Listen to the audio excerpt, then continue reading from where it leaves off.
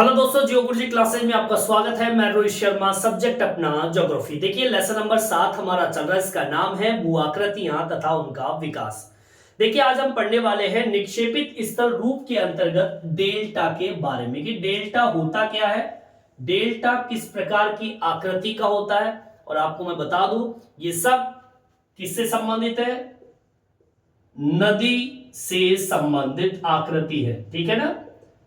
मैं बार बार आपको बता रहा हूं, आपको पिछले भी वीडियो में मैंने आपको बताया था कि अपरदन से निर्मित जो आकृतियां थी और वो भी नदी से संबंधित, उसमें भी मैंने आपको जो भी पढ़ाया वो नदी से संबंधित वर्णन था। आज हम नदी से संबंधित ही निक्षेपित स्थल स्वरूप के बारे में बता रहे हैं। मैंने पिछले वीडियो में जलोढ़ पंख के बारे में बताया था जो कि नदी से संबंधित आकृति है और जमने से मतलब आपके जो अवसाद होते हैं उन अवसाद के जमने से, अवसाद क्या होते हैं, कंकड़ पत्थर मिट्टी जो भी अवसाद है उनके जमने से आकृति बनती है। जैसे जलोढ़ पंख बनते हैं जो कि एक शंकु जैसी आकृति होती है, नदी के द्वारा बहाकर लाई गई मिट्टी के जमने से जो डॉम्स बनते हैं जो शंकु जैसी आकृति बनती है। शंकु मतलब ऊपर से पतला और नीचे से चौड़ा होता है, तो वो आकृति निक्षेपित जमाव से होती है। जलोढ़ पंख नदी के किनारों पर बनती है, ध्यान रखना, जलोढ़ पंख नदी के किनारों पर बनती है, जबकि डेल्टा इनका बनने का स्थान अलग होता है। बाकी आपको मैं बता दूं कि डेल्टा और जलोढ़ पंख एक जैसे ही होते हैं, दोनों ही डोम्स मतलब शंकु जैसी आकृति ऊपर से पतली और नीचे से चौड़ी होती है। डेल्टा और जलोढ़ पंख एक जैसे होते हैं, बस इनके विकसित होने का स्थान जो होता है वो अलग होता है। बस इतनी सी बात याद रखना। इस लाइन को मैं लिख देता हूं, फिर मैं एक डायग्राम से आपको समझाऊंगा कि डेल्टा और जलोढ़ पंख एक जैसे क्यों होते हैं। ठीक है, देखेंगे डेल्टा डेल्टा व जलोढ़ पंख, डेल्टा व जलोढ़ पंख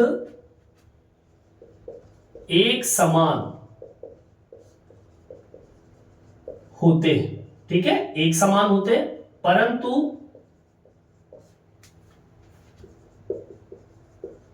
विकसित होने का स्थान भिन्न भिन्न होता है। समझ में आई बात? मतलब ये कि जलोढ़ पंख और डेल्टा ये दोनों ही एक समान होते हैं, दिखने में एक जैसे दिखाई देते हैं, लेकिन परंतु विकसित होने का स्थान जो होता है मतलब जहां पर ये बनते हैं वो स्थान अलग अलग होते हैं। आगे बात समझ। जैसे कि अब मैं आपको बता दूं, जैसे कि अपन ने जलोढ़ पंख के बारे में पढ़ा, जलोढ़ पंख कहां पर विकसित होते हैं, नदियों के किनारों पर। कहां पर, नदियों के किनारों पर। तो कौन विकसित होता है, जलोढ़ पंख। जलोढ़ पंख नदी के किनारों पर विकसित होता है। जो भी कंकड़ पत्थर आते हैं वो यहां पर नदी के किनारों पर शंकु जैसी आकृति में जमा हो जाते हैं। ठीक है, मतलब जलोढ़ पंख नदी के किनारों या फिर हम कहें नदी क्षेत्रों में स्थापित या निर्मित एक आकृति है। समझ में आई बात? तो जलोढ़ पंख नदियों के किनारों पर शंकु जैसी आकृति होती है। ठीक है, अब बात करें डेल्टा की।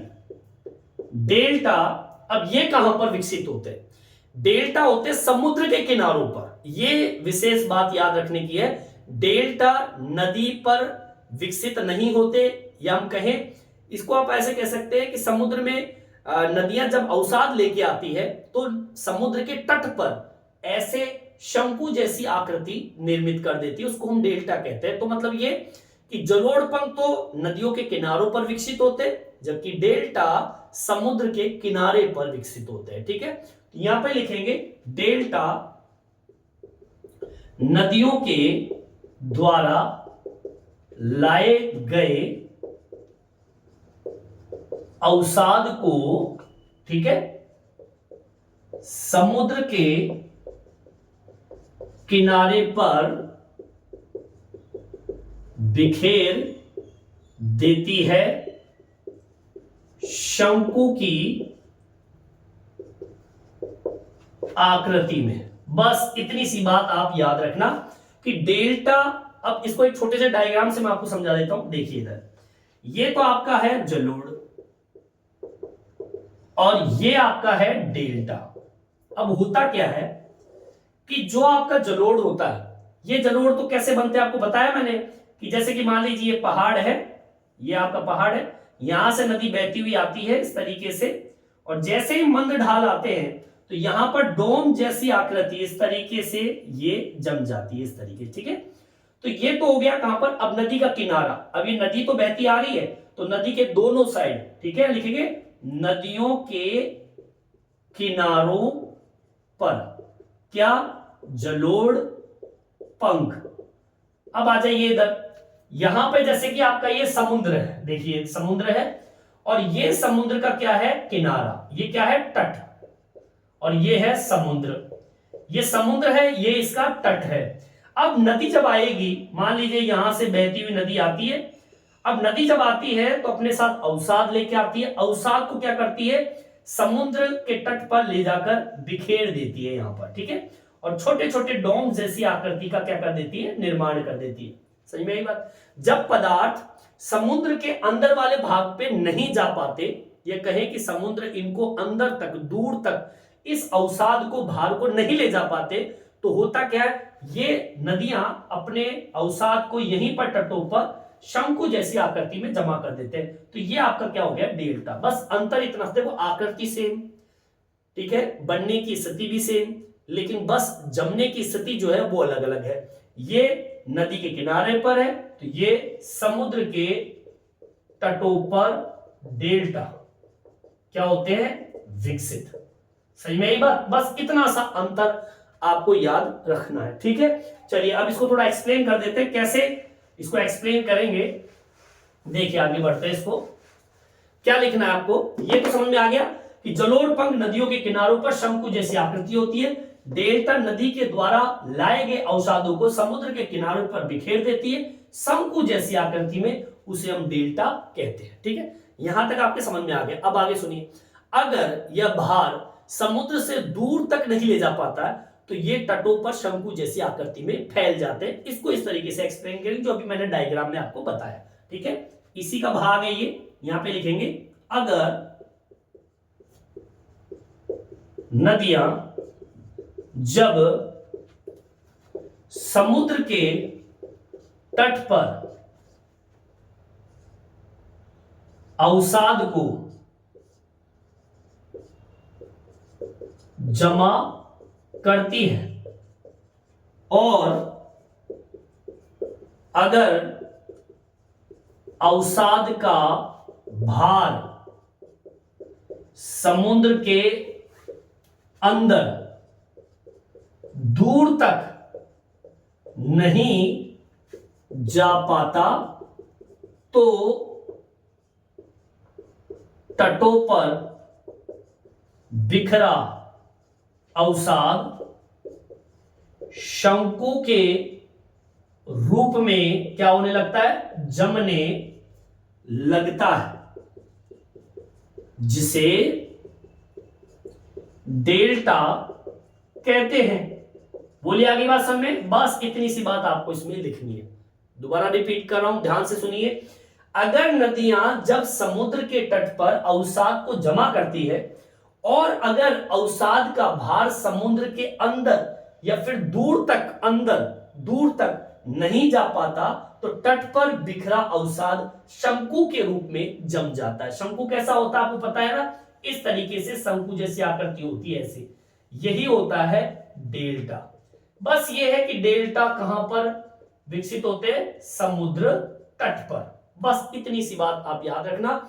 जहां पर जलोढ़ पंख की बात आ जाए तो वो कहां विकसित होते हैं, नदी के तट पर, जबकि आपका डेल्टा कहां विकसित होता है, समुद्र के तट पर। बोलिए आगे बात समझे, यहां तक तो आपके समझ में आ गया होगा। अब आगे सुनिए, देखिए यहां पर मैं एक चीज और मेंशन कर देता हूं, पहले इसको आप उतार लीजिए, ठीक है।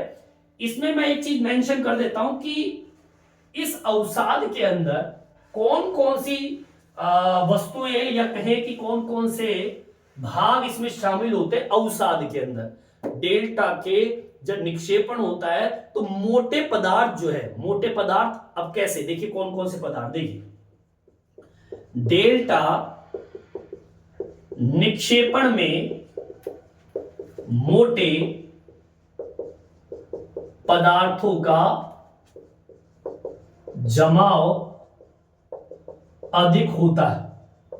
ठीक है, मतलब जो आपका डेल्टा है उसमें जो निक्षेपण हो रहा है मोटे पदार्थ आपको ज्यादा इसमें मिलते हैं। जैसे कि देखिए, जैसे एक तो बारीक कण,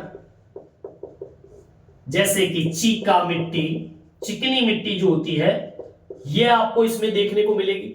और कई प्रकार की मिट्टी हो सकती है, गाद हो सकता है, गाद भारी होता है, ठीक है, गाद, ये दोनों तीनों चीजें, बारीक कण, चीका मिट्टी और गाद, ये मोटे अवसाद के अंतर्गत आते हैं, भारी मात्रा में होते हैं और ये समुद्र से दूर जाकर क्या हो जाते हैं, जमा हो जाते हैं। समुद्र तो उधर रह जाता है और तटों पर ये भारी मात्रा में क्या हो जाते हैं, सागर से दूर तटों पर जमा हो जाते हैं। ध्यान रखना इस चीज को, जो नदियां आ रही है अपने साथ अवसाद लेके, तो समुद्र के अंदर तो जा नहीं पाती, तो तटों पर, समुद्र से दूर तटों पर वो क्या हो जाते हैं, जम जाते हैं। और आकृति होती है वो कैसी होती है, शंकु जैसी, इस प्रकार की आकृति देखने को मिलती है, डोम जैसी आकृति इसमें देखने को मिलती है। ठीक है, इसे कहते हैं डेल्टा।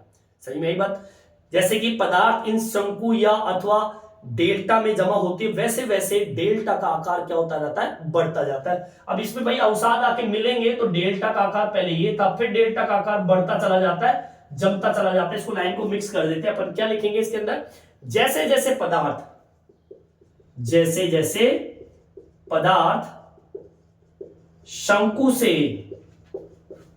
मिलते जाते हैं, ठीक है, मिलते जाते हैं, डेल्टा का आकार क्या होता रहता है, बढ़ता जाता है। सही में बात, वैसे वैसे शंकु का आकार बढ़ता जाता है, मतलब डेल्टा का आकार बढ़ता जाता है। नदी वितरिकाएं जो होती है उनकी लंबाई बढ़ती है और वैसे वैसे डेल्टा सागर के अंदर तक बढ़ता चला जाता है। भाई नदी वितरिकाओं का मतलब, नदी वितरिकाएं कब करती है, जब डेल्टा बढ़ता है। नदी वितरिकाएं मतलब जब एक ही शाखा की कई शाखा हो जाए, तो जैसे जैसे नदी, अब नदी की शाखाएं कब ज्यादा होगी, जब शंकु ज्यादा होंगे। जैसे मैंने कल बताया भी था आपको कि जिन जलोढ़ पंख से नदियां बहती है तो वहां पर एक शाखा के दो टुकड़े कर देता है जलोढ़ पंख, वैसे भी डेल्टा भी वही काम करता है। जैसे जैसे नदी वितरिकाएं की संख्या, लंबाई बढ़ती है, वैसे वैसे डेल्टा सागर के अंदर तक बढ़ता चलता जाता है। इसको मेंशन कर देंगे, नदी वितरिकाओं की क्या लंबाई, लंबाई बढ़ती है, वैसे वैसे डेल्टा का क्या, डेल्टा समुद्र के अंदर, ठीक है, डेल्टा समुद्र के अंदर बढ़ता रहता है। ठीक है ना भाई, जैसे जैसे मिट्टी डेल्टा को मिलती रहेगी वो समुद्र की ओर, आगे की ओर चलता जाएगा। ठीक है, क्योंकि जैसे मान लीजिए ये आगे समुद्र है, यहां पर डेल्टा बना हुआ है, मिट्टी आ रही है आगे की ओर बढ़ती चली जा रही है, तो मतलब डेल्टा समुद्र के अंदर बढ़ता चलता जाता है। जैसे जैसे अवसाद आता जाएगा डेल्टा बढ़ता जाएगा समुद्र की ओर। अब सीधी सी बात बता रहा हूं आपको, डेल्टा मतलब ये अवसाद, शंकु जैसी आकृति, बस जमने का स्थान कहां पर, समुद्र तट पर। जलोढ़ पंख का जमने का स्थान कहां पर, नदी के किनारे पर। बस इतनी सी बात याद रखना, बाकी दोनों एक जैसे होते हैं, स्थान विकसित होने का वो अलग अलग है। ठीक है, यहीं पर अपना डेल्टा का टॉपिक कंप्लीट होता है। नेक्स्ट वीडियो में हम फिर से मिलेंगे। इस वीडियो में इतना ही, धन्यवाद।